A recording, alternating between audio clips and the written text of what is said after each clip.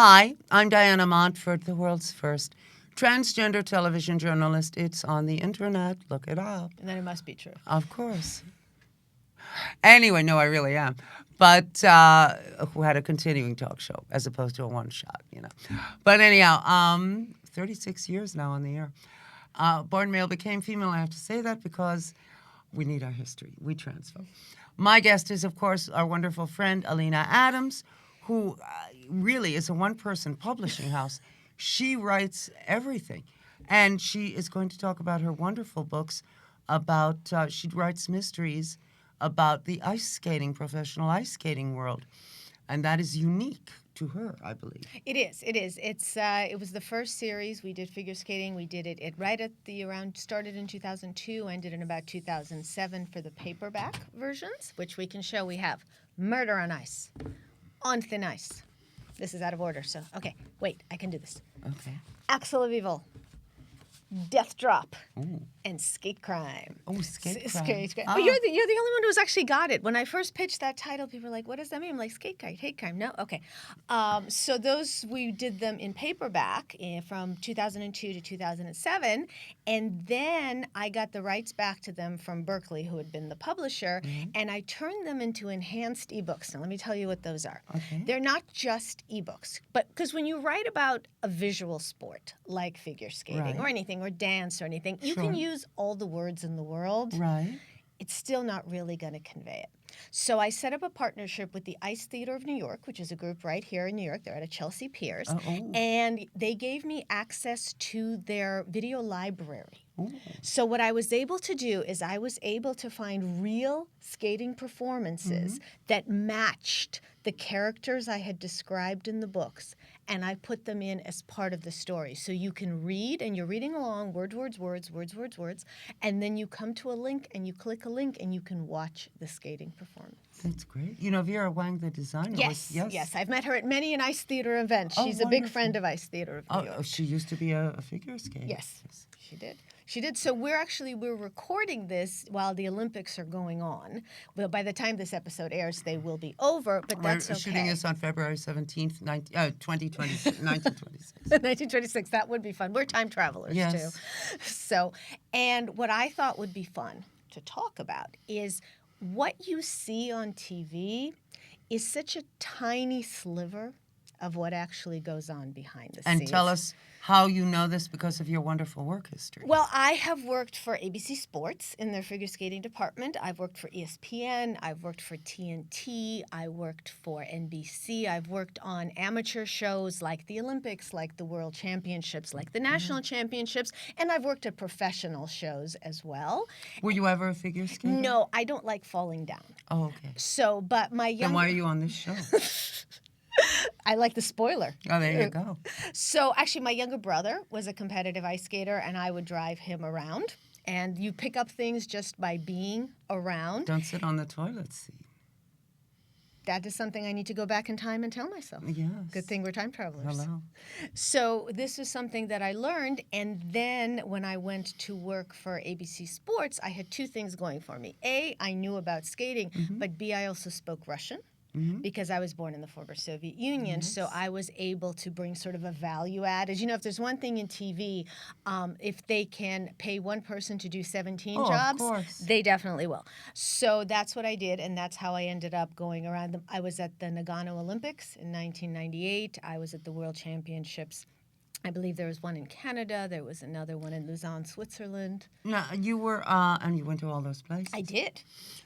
You came to this country at the age of 7. I did. Yes. I did. Which is why you have no accent at all. It's actually also because I know what words I can't pronounce and I don't use them. People, I'm half Spanish, and Spanish is my first language. I was born in New York, but I can tell because when you say this word or that word, Yeah, sometimes, and my children make fun of me because sometimes I'll slip and they'll say, "What did you say? How did you say when that I word?" get tired, I structure English sentences like Spanish sentences. It's ridiculous. Yeah, well, for me, it's if a V and a W come too close together, then they both turn into V's. So I avoid those words. Yeah. But of course, Werner is actually Werner. Well, just don't ask me to wave at a Volkswagen. That's Just something I said have it to. perfectly. But that's because I have to slow down. You know, if it sneaks up on me, Oh, right. then it How would comes. you say it? Volkswagen. So that was the reason that I ended up working for various figure skating shows. And one of the first things that I learned is, you know, sports and news and television and reality TV would have you believe that they just put the camera Oh, there. it's all scripted. Yeah, well, scripted is perhaps going too far, but it's definitely manipulated. Like Yes. when we would get together for a production meeting prior to a major event like Nationals or Worlds, we would say, what is our storyline? Who's the villain? Who's the hero? How are we going to frame this? Which is why whenever people say, I am an impartial journalist, I say, you are lying because I have just worked too long and done this way too much. And it's not even that you have to lie by manipulating the facts. It's what facts do you put in? And which facts do you leave out? That's And not also, lying. That's completely the You truth. sort of study people's personalities, and Yeah. she'd be great as the villain. Exactly, exactly. They especially love to go into the personal stuff. Sure. And so I had worked in skating for about a decade, and people were always saying to me, when are you going to write your tell-all book? And I said, I'm going to do that when I no longer want to work in skating. So About the mean instead, streets of the escapades. I've actually never done that. I've never worked in ice capades. I've never worked in that part of the skating business. I've worked much more on the competitive side. Even the professional shows have been either competitive professional shows or... So I've never done that. So I do not know about the mean streets of the ice capades. I'm sure they're mean. I know many people who talk about the weigh-ins. You know how cruel they are at ice Oh, capades, God, that you have to yes. weigh and then they take off money for every pound that you are over Many a years certain ago, number. I was on School of Modeling in Paramus, New Jersey. And we used to have weekly weigh-ins for the girls that get... I'd tell them, it's okay, Marilyn Monroe, Mae West. You don't have to be thin to be attractive. That's ridiculous. So very much, but I don't know enough about that world. My world is more the competitive world. And so let's start with a classic moment that I'm sure everyone remembers. It's 1994. We're in Detroit, and there's the whack on the knee heard round the world. I was in Nancy Detroit. Kerrigan and... Tanya Harding. Yes. I was Who in had a Detroit. biopic made about her. They did actually. Be a criminal, more than get your one. own biopic starring Margot Robbie. That works. You know? Actually, there was the TV version even before that. The Margot Robbie was a feature film, and then before that, there was a TV Who was movie the that they actress did. in the... I don't remember. Oh, it was Monica Keena. It was Monica Keena was in the Oksana Bayul story. Because here's the thing: Nancy Kerrigan, she's hit on the knee. She's the ultimate victim. It's great. She's going into the Olympics. Nobody will have a better story than her. Orphan. There's a Ukrainian orphan. How do you beat orphan? You can't beat orphan. But I remember Nancy Kerrigan. Why? Well, what she was saying was, why me? And you have to understand, when you're attacked like that, you're in shock. So, people made fun of it, and the fact is this was a person who was in shock, and none of us know what we'd react. Natalie Schaefer, the actress in My Sister Sam, Yes. was murdered at 21. Rebecca Schaefer. Rebecca Schaefer. Yes, she was. Natalie Schaefer was Gilligan's Island. Yeah. Her last words were, why? Right, because you're in shock and you don't understand and you're trying to make some sense of it. So not making fun of Nancy Kerrigan, we're not. making fun of what happened afterwards, which became a complete media circus. A friend of mine who was a skating producer actually once hid in a bathroom in a skating rink so she could try to get in. And she was like, it's the most humiliating thing in my life. I'm a grown woman. I went to Harvard, and I'm hiding in a bathroom so I could interview Tanya Harding. And it becomes this major media storm. Talk about creating a story with a heroine and a villain. We go to the Olympics. And to top it all off, Nancy Kerrigan is wasp perfection. Well, and here's the joke. Okay, here's the joke. Nancy Kerrigan was working class Irish. Everybody's talking about she's the rich ice princess. She was working but class she Boston looked, Irish. Well, so was Grace Kelly, and she was originally working class but Irish. I thought Grace Kelly was Philadelphia Mainline. Yeah, starting when she was 10. Before that, she was a bricklayer's daughter. Okay, I didn't. I made money. Well, and actually what happened with Nancy Kerrigan is she's working class Boston Irish, and her coaches mold her into the perfect ice princess. Yeah. And everyone's talking, she's rich, Tanya's trailer trash. Working class Irish. They're both working class. And here's the biggest irony. So Tanya Harding lands the first triple axel by a woman, American woman, sorry, Midori Ito from Japan had actually landed it first. And here's the irony.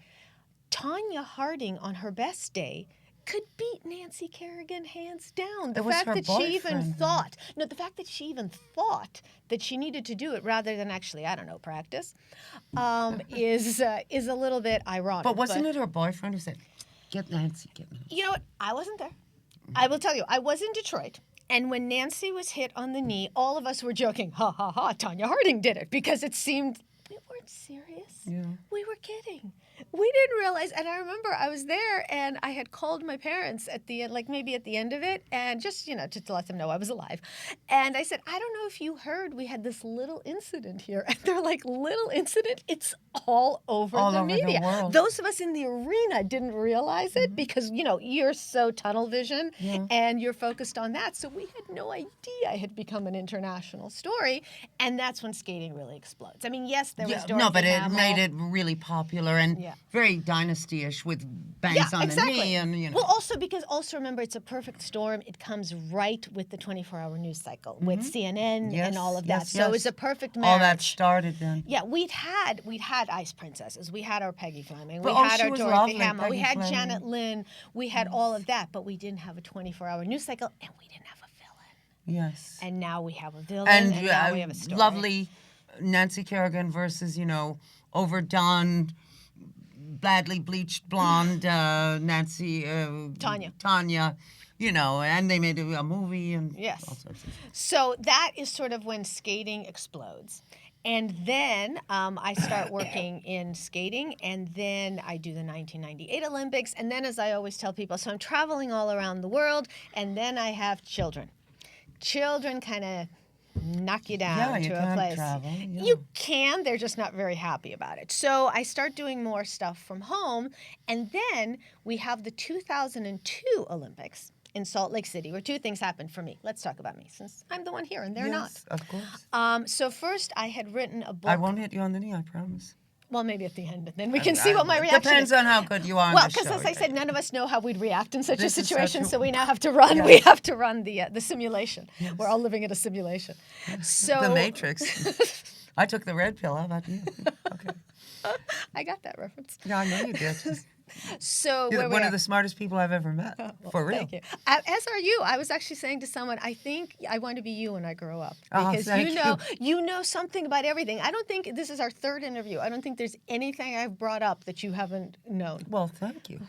So anyway, back to 2002. Back to 2000. In December of 2001, I had written a book called Sarah Hughes, Skating to the Stars, about an American skater, Sarah Hughes, who we thought maybe would get the bronze medal, but then she was very kind to me and she won the gold. That was really good for book sales. That was really Wonderful. nice. I periodically see her mother at wow. events, and I tell her, please tell Sarah. Is she now a coach, Sarah? Actually, no. She went to Yale, and I think she may have gone to law school. I'm not sure because her dad's a lawyer. But no, she actually doesn't coach. She actually lives a life. Do some ice skating people become coaches? Yes, a lot of them do, but not everybody. It really it depends. I know that actors sometimes when it's over become coaches. Yeah, but here's an interesting thing.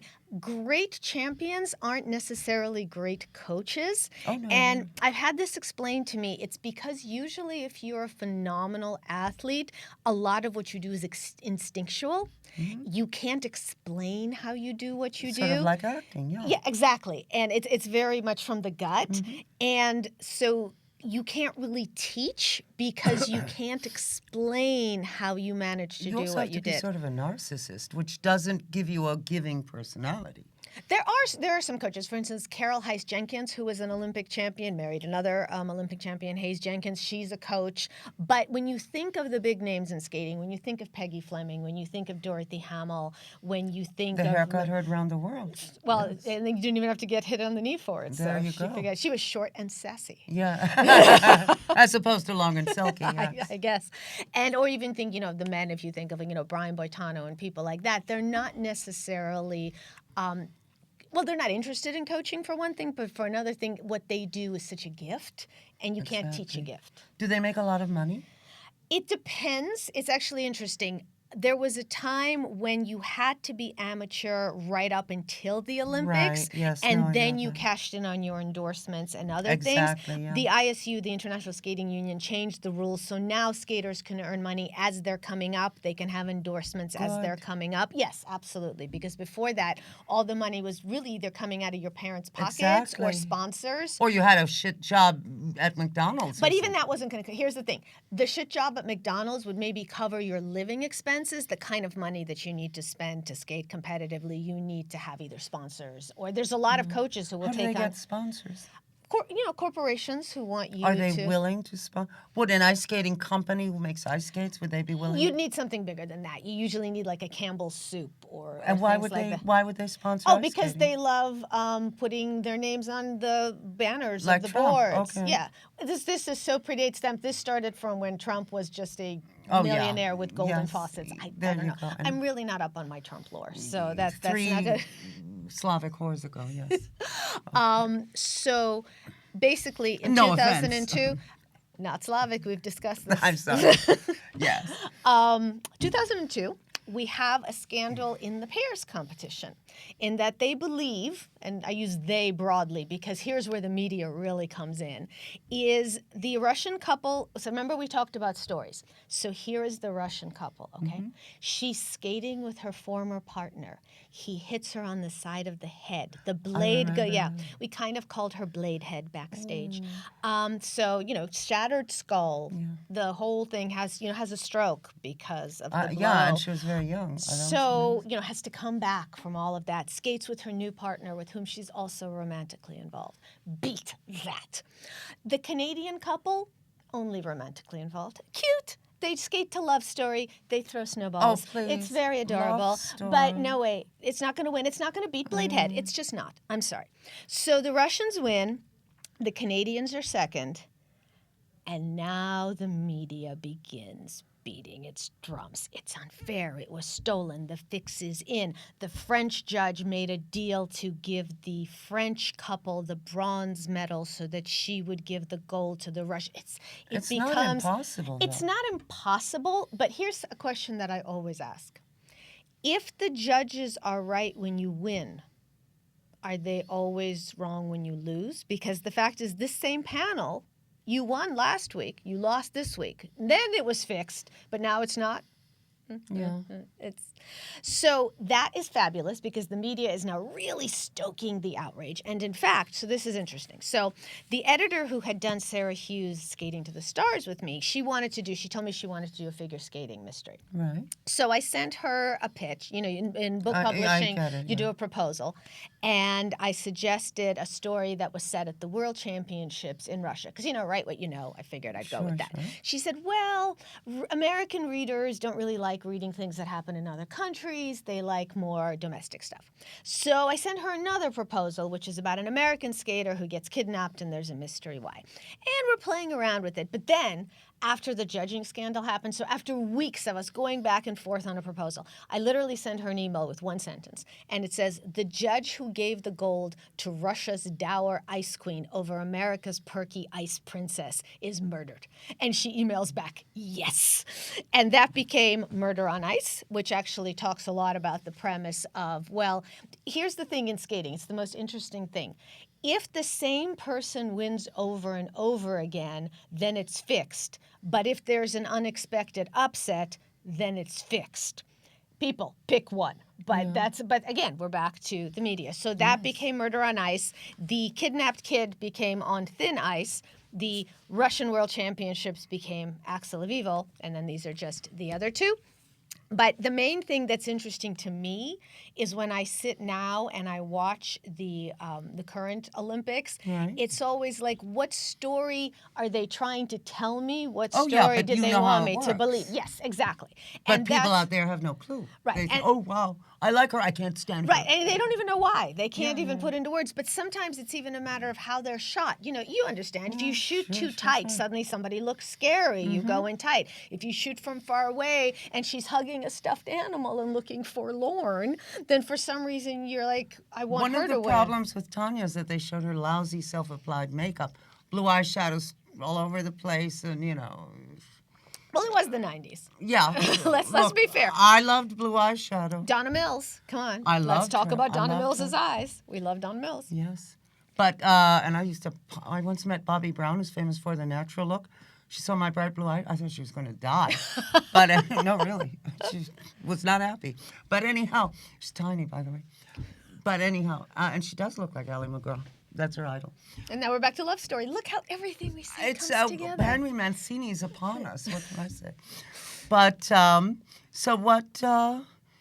Okay, are you going to continue writing skating mysteries? I don't think so. I actually think I pretty much said everything that I was going to say, but I was really intrigued with the idea of doing the video. And I'll actually tell you something. So in Skate Crime, there was a woman named Mabel Fairbanks who was the first African American woman to really become sort of a skating star. You never see African American skating stars. Why is that? Well, there's a couple of things. First, it's crazy expensive.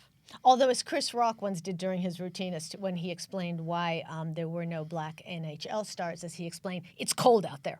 But that was Chris Rock's explanation. A lot of it is it's actually very expensive, but you do. I mean, you have Debbie Thomas, who was the world champion, and American Debbie Thomas was the women's world champion in 1987.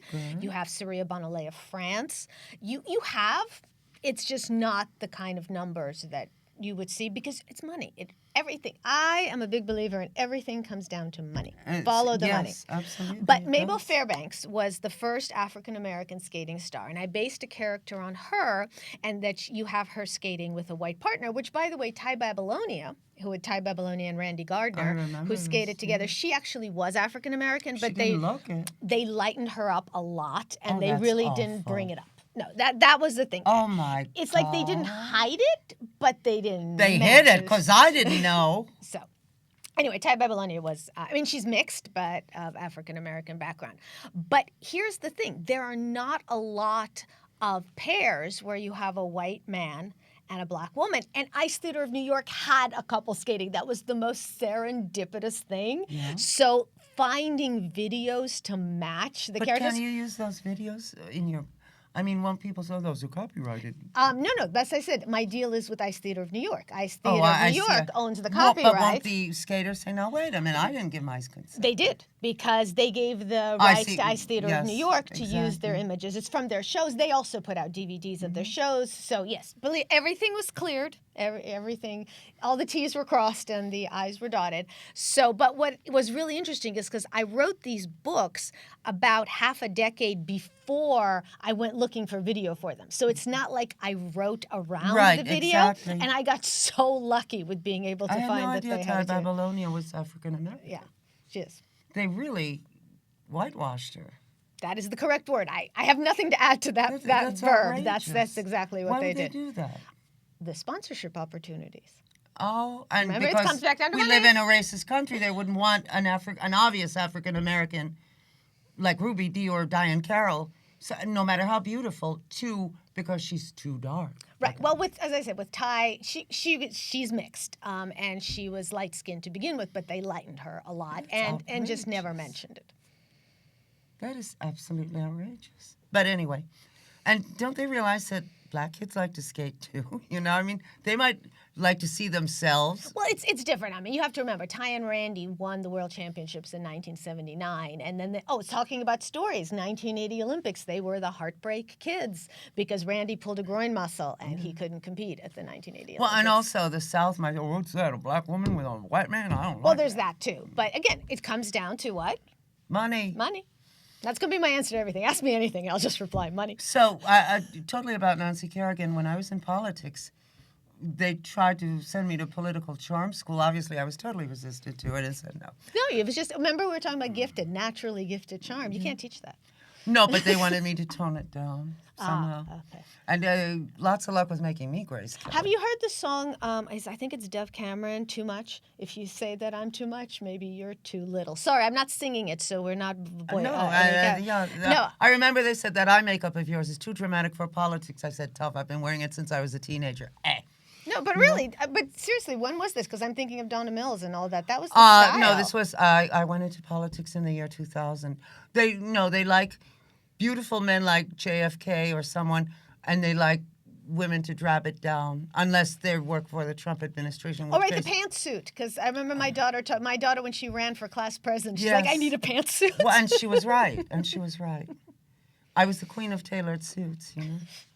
Well, it's a nice look. I actually really loved shoulder pads in the 80s because it gave me shoulders. I love So if I may, I do love the shoulder pads. And you could eat because it made everything smaller. I eat anyway. I do too, as you can see. But anyway, How can people get these wonderful books? Well, the paperbacks you'd probably have to get used because these came Are they out of print? Yes, they are. But the ebooks are available on Amazon or any other platform. And the ebooks are the ones you want because they're the ones that come with the video. Right. So you should get. Now, why don't you tell us the titles again? I will. The first book, Murder on Ice, based on the judging scandal at the 2002 Olympics. And we just had a judging scandal at this one in the ice stand. So if you enjoy knowing what really happens with judging scandals, Murder on Ice. On Thin Ice, we have a kidnapped skater. How is he connected to a skater that disappeared 20 years ago? Find out. Axel of Evil takes place in Russia. An American coach who was once a Soviet defector is murdered. Who did it? Death Drop, an abandoned baby found at an ice rink. Whose baby is it? It's all right. The baby's fine. Don't worry. It's just like, they have that website, Does the Dog Die? So people who want Right, yes. So baby's fine. It's a mystery. And Skate Crime, this is one of my favorites. So the very first skating mystery I wanted to do, I wanted the person to be killed by a block of ice because then the murder weapon melts. Oh, brilliant. Arthur Conan Doyle would have loved you. He probably wouldn't have. He seemed like a strange man, but conceptually, yes. Yeah, he believed in fairies, don't I? Yes, he did. He did. He was the one. He was fooled by those two little girls. Who Oh, claimed and they then saw when they're fairies. 90, they say, oh, we were kidding. And anybody who looks at that picture is going, "That's a paper cutout." Oh, God, you can tell instant. Yeah, but his son had died, and No, I understand. It's like Houdini who wanted to talk to his dead mother. I You understand. know. People who are grieving, they hope that there's an afterlife. Well, Arthur Ford actually did connect his wife with Houdini, apparently. Yeah, he Roosevelt, believed. believe, or something like that. Or it was Janet Leigh and Tony Curtis. I'm not really sure. That's right. It was Tony Curtis. He played Houdini. Yes. And both were cute. Houdini was cute, short but cute. Anyway, okay. So, my guest has been the wonderful Alina Adams. You should definitely All the books, all the things, all the books. ebooks. Alina Adams, all her wonderful skating mysteries. You have to read these, and you get the video along with them. And you should actually have someone from Ice Theater of New York on your show. They're Maybe I great, will. and maybe you can run some I don't video. even know how to connect. Chelsea Pierce. Okay. Anyway, my guest has been Alina Adams. I'm Diana Montford. This has been the Diana Montford Show. Thank you so much for tuning in. I love you even if no one else loves you because, honey, I have no taste. No, I love you a lot. And I'll see you next time. Bye. Bye.